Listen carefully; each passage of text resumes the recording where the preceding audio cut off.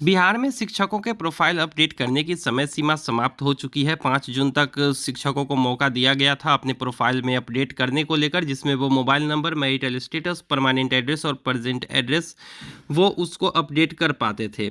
लेकिन अब वो समय सीमा समाप्त हो चुकी है। इसी बीच शिक्षकों को अब डीसीएफ फॉर्म भर के देना है। तो आज के इस वीडियो में हम जानेंगे डीसीएफ फॉर्म के बारे में कि डीसीएफ फॉर्म होता क्या है, कैसे डाउनलोड करें, कहां पर जमा करना है, क्या सभी शिक्षकों को भरना ज़रूरी है, इसकी आखिरी तारीख क्या है और क्या ये फॉर्म भरना अनिवार्य है। तो चलिए बिना डिले किए वीडियो को स्टार्ट करते हैं और आपको बताते हैं डीसीएफ फॉर्म के बारे में। और सबसे पहली बात तो आपको बता दें कि ये डीसीएफ फॉर्म जो है वो उन शिक्षकों के लिए भी बहुत ज़रूरी है जिन्होंने किसी भी तरीके की गलती करी है प्रोफाइल अपडेट करते हुए ई शिक्षा कोश पर। तो ध्यान से इस वीडियो को पूरा देखिए। सबसे पहले जानते हैं कि डीसीएफ फॉर्म होता क्या है। तो डीसीएफ का फुल फॉर्म होता है डाटा कैप्चर फॉर्मेट, जिसमें आप छात्रों के भी डाटा कैप्चर कर सकते हैं और शिक्षकों के भी डाटा कैप्चर कर सकते हैं। सबका फॉर्मेट अलग अलग होता है। तो जो डीसीएफ फॉर्म होता है उसमें आपकी पूरी डिटेल्स भरी जाती है, जैसे कि आपके पर्सनल इन्फॉर्मेशन भरी जाएगी। इसके साथ ही साथ आपके टीचर रजिस्ट्रेशन की डिटेल्स होगी, पोस्टिंग डिटेल्स होगी, उसके साथ आपका एड्रेस डिटेल्स होगा, अपॉइंटमेंट और सैलरी डिटेल्स भरी जाएंगी। साथ ही साथ सर्विस हिस्ट्री भी भरा जाएगा, एजुकेशनल और प्रोफेशनल क्वालिफिकेशन भी भरी जाएंगी और कोई और ट्रेनिंग वगैरह का जो इन्फॉर्मेशन होता है वो भी भरा जाता है, यानी कि पूरा का पूरा डिटेल्स इसमें भरा जाता है। तो शिक्षा विभाग की तरफ से जो लेटर जारी हुआ था उसमें उन्होंने जिक्र किया था कि 54 अनिवार्य फील्ड शिक्षकों को भरने हैं। तो ई शिक्षा कोर्स पर जब आप अपने प्रोफाइल अपडेट किया है आपने, तो फिर वहाँ पर तो कुछ ही डिटेल्स आप भर पाते हो। सीधा सीधा अगर हम मोटा मोटी देखें तो आपको परमानेंट एड्रेस और जो आपका करंट एड्रेस है उसको अपडेट करने का विकल्प मिला था। उसमें आप लोगों ने अपना जो डोमिसाइल सर्टिफिकेट है वो भी अपलोड किया था, लेकिन वो मैंडेटरी नहीं था, जैसा कि अररिया जिला शिक्षा पदाधिकारी ने लिखा था। तो उस हिसाब से देखा जाए कि कुछ ही फील्ड आप ऑनलाइन अपडेट कर सकते हो, लेकिन बाकी के जो फील्ड है वो डीओ के द्वारा, डीपीओ स्थापना के द्वारा अपडेट करी जाएंगी।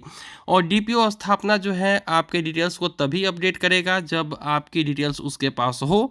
तो इसी डीसीएफ फॉर्म के जरिए हम अपनी डिटेल्स जो है डीपीओ स्थापना में देंगे। तो डीसीएफ फॉर्म आपको समझ में आ गया। अब डाउनलोड कहाँ से करना है ये फॉर्म, तो ये फॉर्म जो है आपको इस वीडियो के डिस्क्रिप्शन बॉक्स में मिलेगी, वहाँ से डाउनलोड करना है। ये डीसीएफ फॉर्म जमा करने के लिए लेटर 2 जगह से अभी तक निकले हैं। वैशाली से सबसे पहले निकला था लेटर, उसके बाद मुजफ्फरपुर से निकला है, लेकिन फॉर्मेट वही रहेगी। मुजफ्फरपुर का भी फॉर्मेट वही है और वैशाली का भी डीसीएफ फॉर्म का फॉर्मेट वही है, यानी कि मुझे लगता है पूरे बिहार में फॉर्मेट यही होने वाला है। तो डाउनलोड आप डिस्क्रिप्शन बॉक्स से कर सकते हैं, लिंक हमने दे दिया है। अब इस फॉर्म को भर के जमा कहाँ करना है, तो इसको आपको जमा करना है अपने प्रधानाध्यापक के पास, और वो जमा करेंगे बीओ के पास, या डायरेक्टली आप जो है प्रखंड शिक्षा पदाधिकारी के पास ये फॉर्मेट और इस फॉर्म को भर के जमा कर सकते हो। क्या सभी शिक्षकों को ये फॉर्म भरना ज़रूरी है? बिल्कुल। बहुत सारे शिक्षकों का डाटा जो है शिक्षा विभाग के पास नहीं है। हालांकि विभाग ने ये भी कहा है कि 75% लोगों का जो है प्रोफाइल अपडेटेड है, लेकिन जिस तरीके से वैशाली जिले का लेटर निकला था उसमें क्लियरली लिखा था कि नवनियुक्त शिक्षक, तो जो नए टीचर्स हैं उनका डाटा जो है वो इस वेबसाइट पर अपडेटेड नहीं है। तो सभी शिक्षकों को ये भरना ज़रूरी नहीं है, लेकिन जो शिक्षक अपना प्रेजेंट एड्रेस या परमानेंट एड्रेस बदलना चाहते हैं वो भी इस फॉर्म को भरेंगे ही। इसीलिए यहाँ पर क्लियरली जिला शिक्षा पदाधिकारी के लेटर में लिखा हुआ था वैशाली में कि जो नवनियुक्त शिक्षक है वो जो है अपना डीसीएफ फॉर्म जमा करेंगे। ठीक है, तो सभी शिक्षक जिनको अपडेट कराना है अपना प्रोफाइल वो भी जमा कर सकते हैं। जैसे कि अपडेट भी प्रोफाइल करना था ना, तो वो नए शिक्षकों को ही करना था, क्योंकि वहाँ पर नियुक्ति के समय का डोमिसाइल सर्टिफिकेट मांग रहा था, तो वो पुराने टीचर्स के पास होंगे नहीं वो सर्टिफिकेट। इसीलिए यहाँ से भी पता चलता है कि जो नए हैं उनको ही ये फॉर्म भरना है, पुराने टीचर को नहीं भरना है। और साथ ही साथ एक और बात, जो डोमिसाइल सर्टिफिकेट देना था वो अगर आपने नियुक्ति के समय दिया है, जैसे दूसरे स्टेट वालों से डोमिसाइल सर्टिफिकेट नहीं लिया गया तो उनको तो अपडेट करना ही नहीं था, लेकिन वो लोग भी परेशान थे। तो वो परेशान ना हो अगर उन्होंने डोमिसाइल सर्टिफिकेट अपलोड नहीं किया है तो। अब बात करते हैं कि जिन लोगों की गलती हो गई है एड्रेस में या फिर किसी भी तरीके की परमानेंट एड्रेस और करेंट एड्रेस में कुछ एरर है, तो वो लोग इस फॉर्म को भरेंगे। उनका जो है इसी के आधार पर जो है उसमें सुधार कराया जाएगा।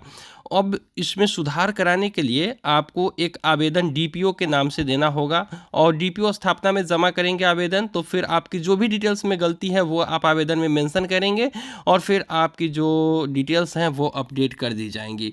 तो इसके बाद अब बात करते हैं कि आखिरी तारीख क्या है।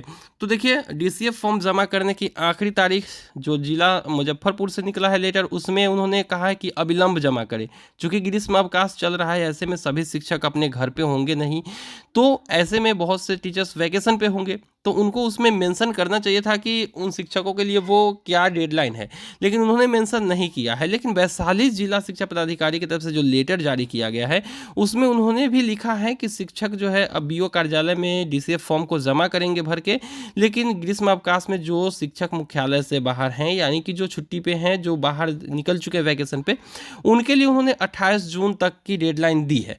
यानी कि 28 जून तक जो है ये डीसीएफ फॉर्म जो है वैशाली में जमा लिया जाएगा और बाकी जिलों का अभी तक पता नहीं है। लेकिन चूंकि ग्रीष्म अवकाश चल रहा है, इसीलिए आप अगर नहीं भी दे पाते हैं ये डीसीएफ फॉर्म जमा, तो आप जो है जैसे ही विद्यालय खुलेगी उस वक्त भी इस डीसीएफ फॉर्म को जमा कर सकते हो अपने बीओ कार्यालय में, या फिर अपने एचएम के जरिए आप उसको बीओ कार्यालय में भेजवा सकते हो। अब बात कर लेते हैं कि क्या ये डीसीएफ फॉर्म भरना अनिवार्य है। तो बिल्कुल अनिवार्य है, चूँकि आपकी जो बहुत सारी डिटेल्स है, जैसे पर्सनल डिटेल्स से लेके प्रोफेशनल डिटेल्स, आपके ज्वाइनिंग की डिटेल्स, या फिर आपके जो है एड्रेस की डिटेल्स हो, बहुत तरीके की डिटेल्स जो है वो आपको अभी अपडेट करनी है। और आप जो है इस शिक्षा कोष पर देख भी रहे होंगे, बहुत लोग कह रहे हैं कि मेरा पैन नंबर नहीं दिख रहा है, मेरा जो है रिलीजन नहीं शो हो रहा है, तो कोई दिव्यांग है तो उनके दिव्यांग में येस नो नहीं लगा हुआ है।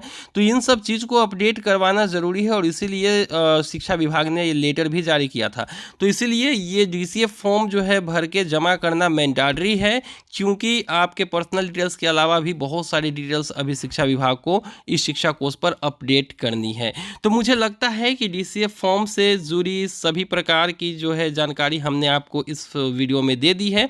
फिर भी अगर आपके मन में कोई डाउट है तो आप कमेंट सेक्शन में लिखेंगे, और डीसीएफ फॉर्म को भरना कैसे है अगर आप चाहें तो उस पर भी हम आपको एक डेडिकेटेड वीडियो दे देंगे। बाकी आप डिस्क्रिप्शन बॉक्स से डीसीएफ फॉर्म को डाउनलोड करके समझिए और उसको फिलअप करके अपने बीओ कार्यालय में जमा करिए। तो उम्मीद है कि ये वीडियो पसंद आई होगी। वीडियो पसंद आए तो वीडियो को लाइक करके चैनल को सब्सक्राइब करिए। और हाँ, चलते चलते एक और बात, जिन शिक्षकों ने भी इस शिक्षा कोष पे प्रोफाइल अपडेट करने में गलती करी है उनको एडिट का मौका नहीं मिला है और ना ही मिलेगा। अब वो इस शिक्षा कोष पर प्रोफाइल अपडेट करने की जो ऑप्शन है वो फ्रीज हो जाएगी। तो डीसीएफ फॉर्म में सही से आप भरिए और जो भी गलती आपकी है उससे रिलेटेड एक आवेदन जो है आप डीपीओ स्थापना में जमा करिए, आपके डिटेल्स को सुधार कर दिया जाएगा। और यही इसीलिए जो है आपका जो है डीसीएफ फॉर्म यानी कि डेटा कैप्चर फॉर्मेट जो है आपसे लिया जाता है। तो मिलते हैं किसी नई वीडियो में, दीजिए इजाज़त। Thank you.